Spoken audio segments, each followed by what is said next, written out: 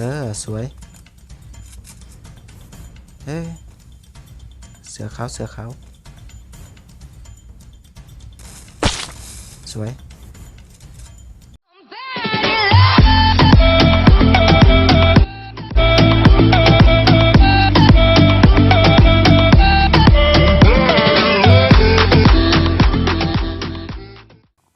โอเคก็สบายดีเนาะมื้อนี้เฮาก็มาอยู่ในเกมกาลินาฟรีไฟคือเก่าเนาะมื้อนี้เฮาก็มากับไผกะเนาะมื้อนี้เฮาก็มากับไผกะใส่ไผกะแสดงตัวดูแน่โอเคมื้อนี้เฮาก็สิมาเล่นโหมดแรงเนาะกับไผกะเนาะโอเคโหมดจัดอันดับไปโอเคยันแรงลบยานมันยังซ้ำแหล่งลบซื่อๆลบกับยาฮ้อนติซ้ำแหล่งซื่อๆไปกดเริ่มโอเคเฮาก็มาแล้วเนาะวันนี้เฮาก็เข้ามาในยนต์เรียบร้อยเนาะเฮาก็สิให้พายกะเป็นคนพาเฮาโดดเนาะโอเคมอบหน้าที่ให้เพิ่นพาโดดเนาะ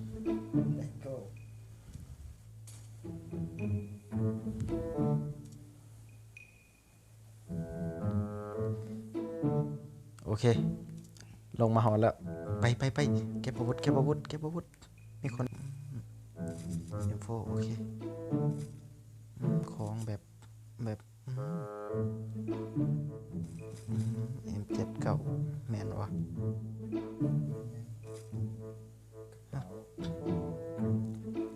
โอเคเก็บโอ้ยแม็ก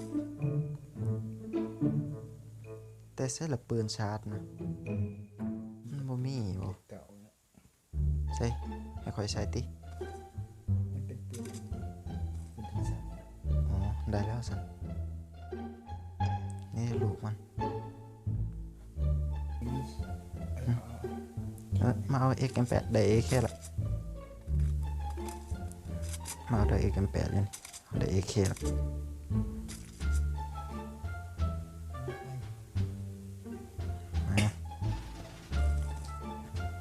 โอเคเตรียมของกองกันไหมนี่ไหนก็มาเอานี่เป็นแม็กซ์ไหมฮะ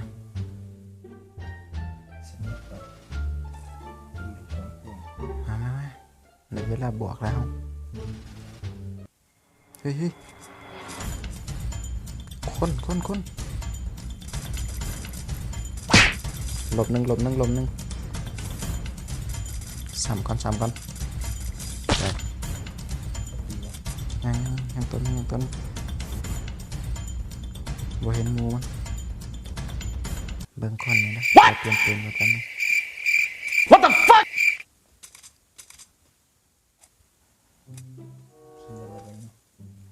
ฮะ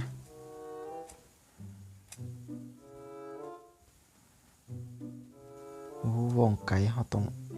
ยิงเครื่องนี่เขาวงละมาโอ้ยมันกับบ่หันไปทางวงโอ้บ่ได้เรื่องว่าแลนเขาดีกว่าแต่ย่านคนทางหน้าที่ไอ้บ่มีแตกแล้ว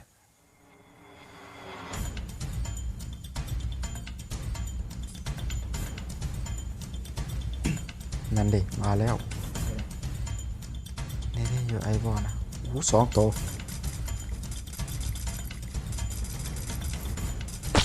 ลมหนึ่งไอ้บอเจาะเลยไอ้บอดำ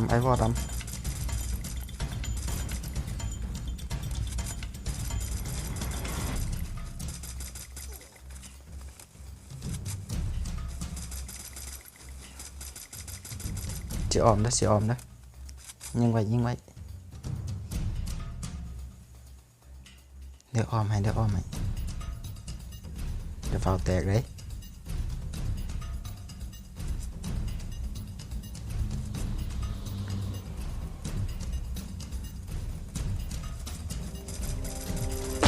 ดาวหนึ่ง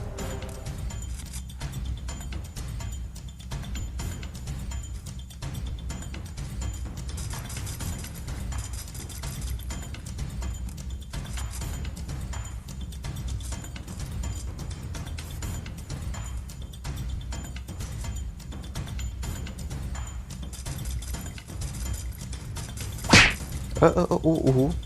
เอามันแล้วตายปะตายปะ ตี ชุบโอ้ยยิงลม3-4เทือบดได้คิวมันหันมันยิงแตกซ้ำโอ้โหเกือบบลอดบ่มีไอ้วอเว้ย จับสังหารเขา เดี๋ยวขอของก่อนนะโอ้กระเป๋า3 สามเนี่ย จับมาจับ3โอเคฮอตบ่มี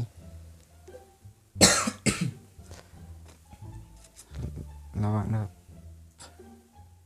เป็นพวกเกินสามนี่ไงคุณรู้ว่า โอเคอัพก่อนแป๊บนึง จะไม่ตลาดสัง เอา หารเลย ชิลุงบิมาสกิบ่อุ้ยเฮ้ยหัวขวาว่าจังได๋ตัวเดียว 2 เป็นตัวเดียวทั้งมุม เอาพวกนี้ก่อนเอาพวก2ตัวนี้ก่อน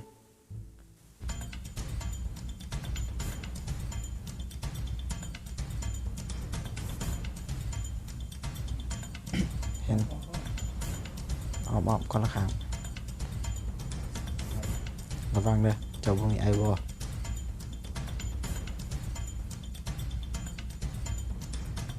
เห็นบ่เห็นบ่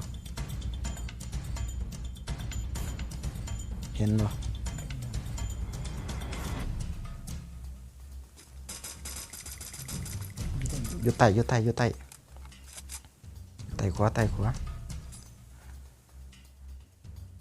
หนาเลยลองรถบอกเดี๋ยวนี่แล้ว เห็นละ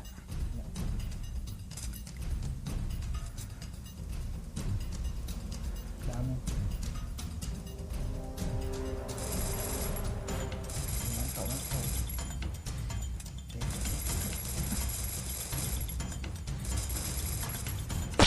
โอ้สู้บ่ได้วะ เดี๋ยวปัญญาแล้ว อยู่ทางลมมันอยู่คนละข้างกันเลยกับเจ้า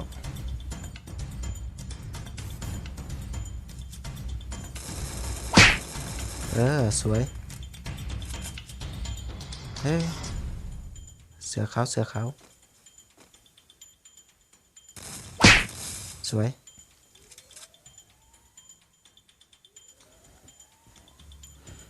โอ้โหดวะตึงแห้งขนาดมาแล้วสายมือทางหลัง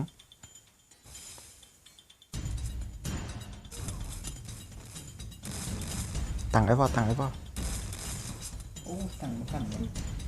ฆ่าฉันให้ตายดีกว่า ใหญ่ถึงไม่เข็นค่า เมื่อไม่ใหญ่ดี ทิ้งฉันคืนคมสมใจพระนี้ ฝากไว้คือ มาเกมต่อไปรอบนี้เอาเสบียงมานำเสบียงยูพีโอ้โหเสียมหายละ จะเบียงคือเอาตลาด ฮะ เอาตลาด เสบียงตาหลาจะบ่ทันได้ขาคนมาสิเห็น คือเอาตลาดสังหารมา บ่มีอ่ะจน ว่าพี่น้อง โอ้ก็สิได้ปืนละไปลงลุมนี่ก็สู้ที่มีปืนอยู่นี่เมา เก็บไว้ตอนเอวมีคนนะมีตัว นี่ปืนชาร์จอยู่นี่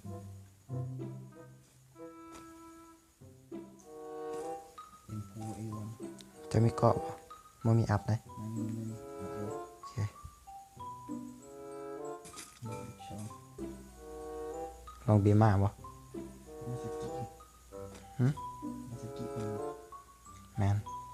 ไปเฮ้ยนี่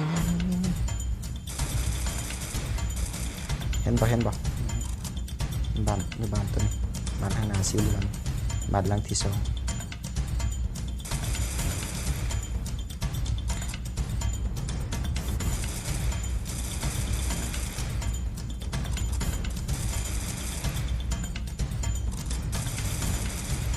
อ้แตกลันเสาไฟทางหน้าเสาไฟผมเห็นโอ้ฮอดถึกลมครับบนหนาเลยระวังเด้อเสาไฟทางหน้าอย่ามันเห็นบ่เสาไฟเห็นอยู่เสาไฟนะเดี๋ยวมันแล้วลงแล้ว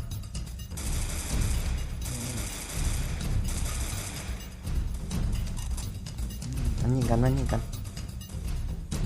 เฮ้ยมีคนบันเคี้ยวไกลๆ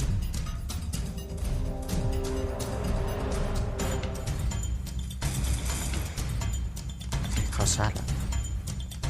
แล้วมันข่มกันนะเด้อโอ้เกือบแตกข่มกันในตีมีหน้าทางหน้ากันนี่สวยมันมีหมูมันกำลัง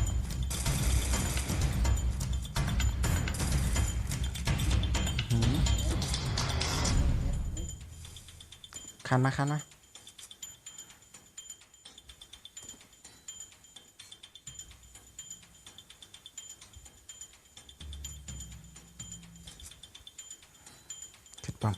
ป้อมหันแหละสไนถือขาไปแล้วโอ้ยเก็บเอาในซบมันได้แล้วเลือกคงจะเฮ็ดได้ปะสถานการณ์ตึงเครียดขนาด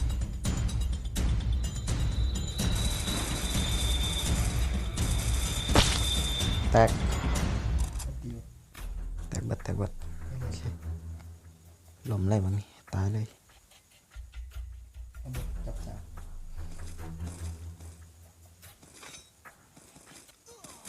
อุ้ยโดนร้อยนั้นชุบได้เร็ว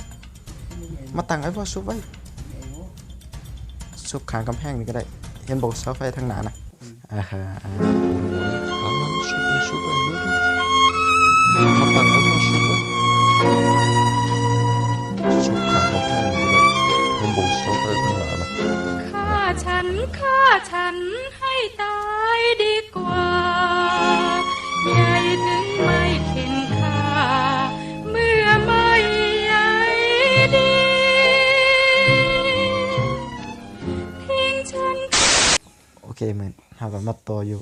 โหมด CVC เนาะเพราะว่าลงแรงบ่อยคนมันโหดเลยโอเคไปเล่นโลกหัวนี่หัวคนไม่เตียวถือลอยอยู่หัวแตกเลยไปเห็นมันก่อนพี่โอเคไปปุ๊บเปิดเกมมากบอก CVC ธรรมดา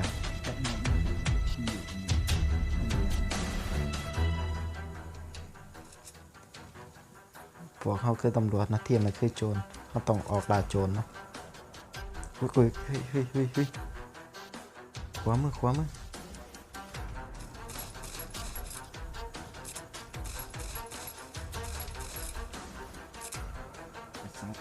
ทางในโอ้เต็มเลยมันไปทางขวามือแท้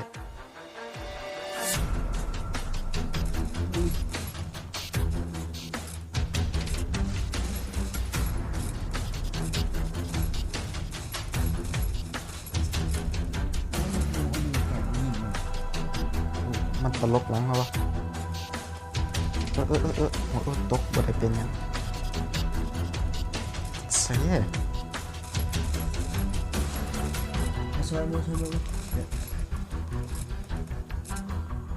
ตัวเดียวอยู่ไซต์ตัวเดียวอยู่ข้างนอกเกี่ยวนะเกี่ยวนี่โอ้กูซอยยังมูบ่ได้เลย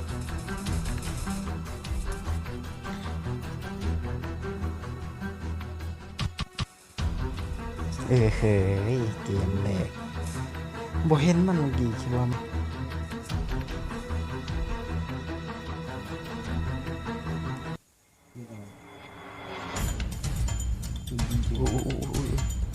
เปิดเกมมาก็ใส่เลย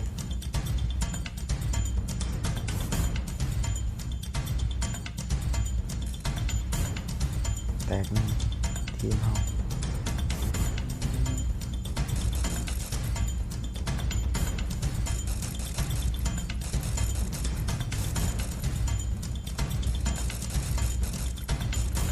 ชุบมูชุบมูชุบมูชุบมูชุบมูชุบมูสิคุมกันให้ ตายไปตัวนึง โอ้โหแตกไปเลย ตายไปตัวนึง แตกหนึ่ง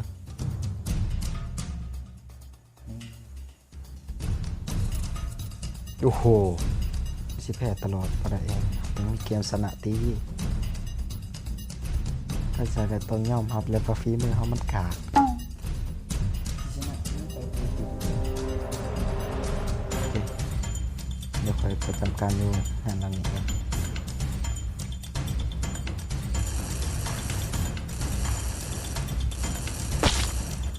แตกหนึ่ง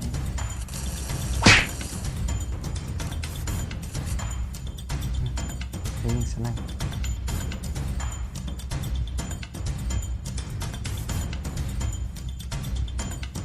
มันไปเสียบเลย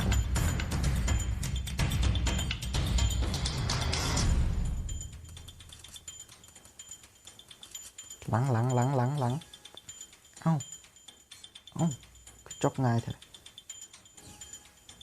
เปิดเชือบไป เอาอีคีมาหน่อยดิ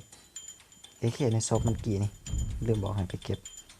หมูเฮาเสียมสนายนี่ตายเอาพ่น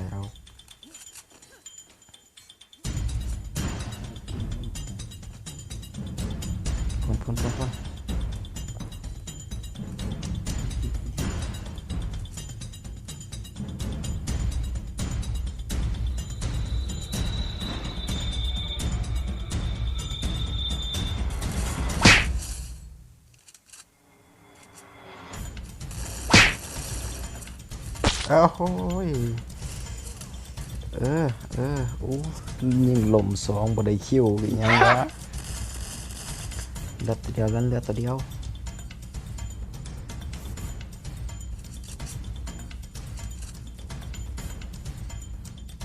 มันต้องมีชุบหมูขึ้นมาเลย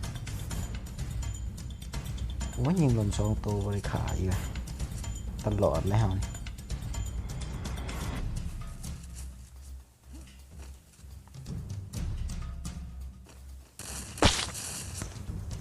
จังซี่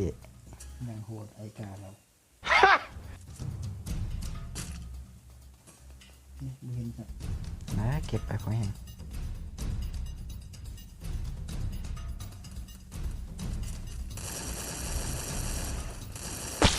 รอบหนึงรอบนี้กูต้องได้คิว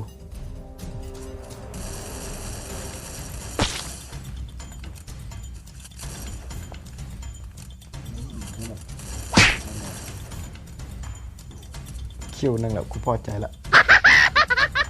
อิหยังมันตายตลอดเลย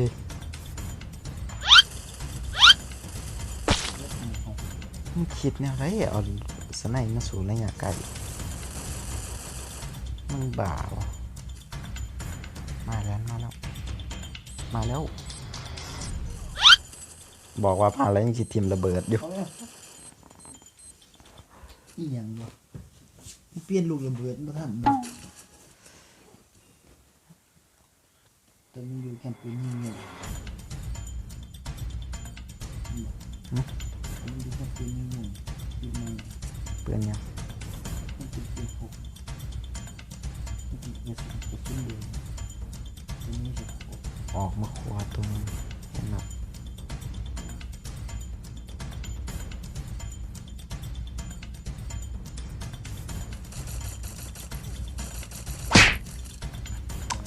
เอ้ยแตกอีกอะศูนย์บ่ได้วะชุบได้มันได้ทั้งนานนะมันมาแล้ว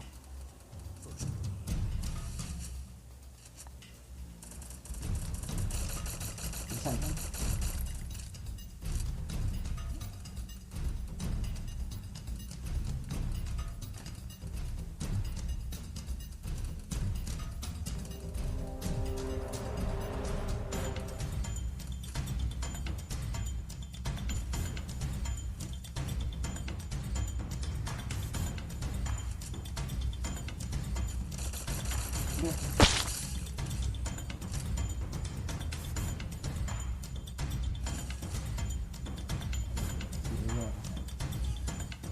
เ พอ4 ลูกก็พอมากหลายเกิน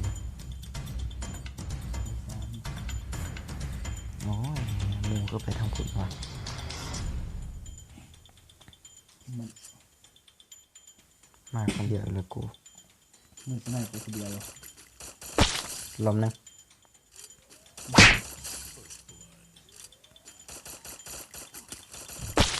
ลม2บอกเสียงอยู่คนเดียว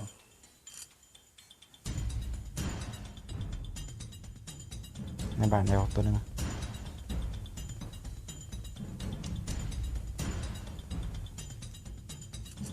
ระวังกันระวัง มันคน เห็นมันอยู่บ้านแถวเมื่อกี้นี่สงสัยอยู่เทิงอัดเพื่อ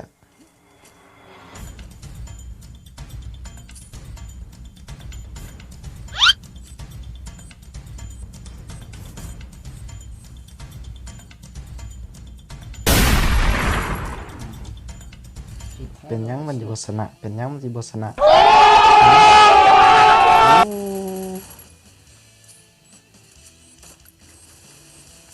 โอ้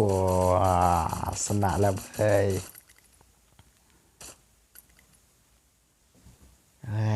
สนะแล้วเว้ย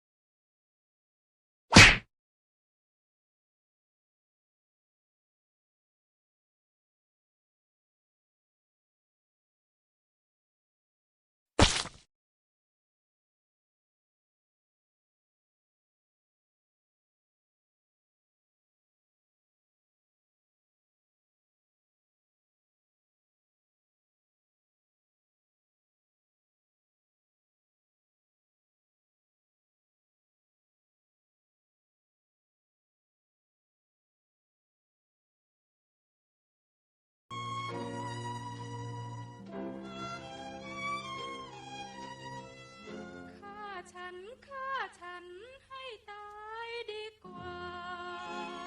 ใหญ่ถึงไม่เข็นค่าเมื่อไม่ใยดีทิ้งฉัน